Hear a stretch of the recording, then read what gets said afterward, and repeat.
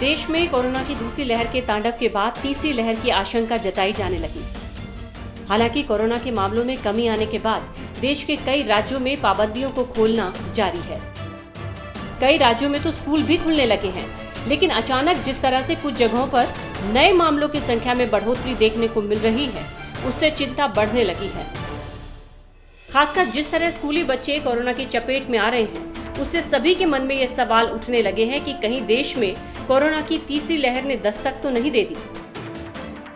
दरअसल corona virus के मामले कम होने के बाद कई जगह स्कूल कॉलेज खोल दिए गए। कर्नाटक के बेंगलुरु में भी ऐसा ही हुआ, लेकिन हाल ही में जारी आंकड़ों से जो तस्वीर निकलकर सामने आई है, वो बेहद डराने वाली है। यहाँ बीते करीब 6 दिनों में 300 से ज्यादा बच्चे कोरोना की चपेट में आए हैं। बेंगलुरु जैसे बड़े शहर का ये आंकड़ा राज्य में सबसे तेजी से बढ़ता हुआ है।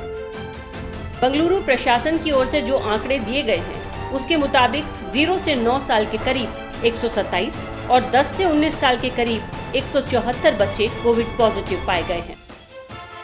ये आंकड़ा 5 अगस्त से 10 अगस्त के बीच का है।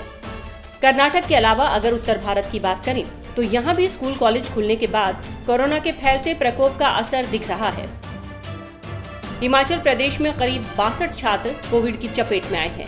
पंजाब में भी 27 स्कूली बच्चे कोरोना पॉजिटिव हुए हैं। हरियाणा के स्कूलों में भी कोरोना के केस दिखे हैं। स्कूलों में लगातार आ रहे कोरोना के मामलों के चलते सरकारें एक बार फिर सख्ते में आई है।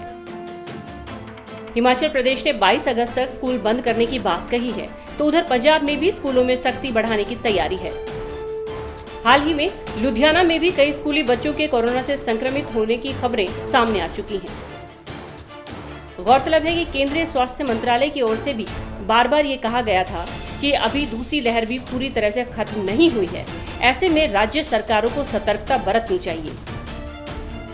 देश में केरल, महाराष्ट्र, कर्नाटक, तमिलनाडु समेत अन्य जगहों से लगातार केसों के बढ़ने की खबरें आ रही हैं। भारत में अभी भी करीब 4 लाख कोरोना के एक्टिव केस हैं। जाहिर है, अगर इस वक्त थोड़ी सी लापरवाही बरती गई तो आने वाले दिनों में इसके भयंकर परिणाम हो सकते हैं। Bureau report.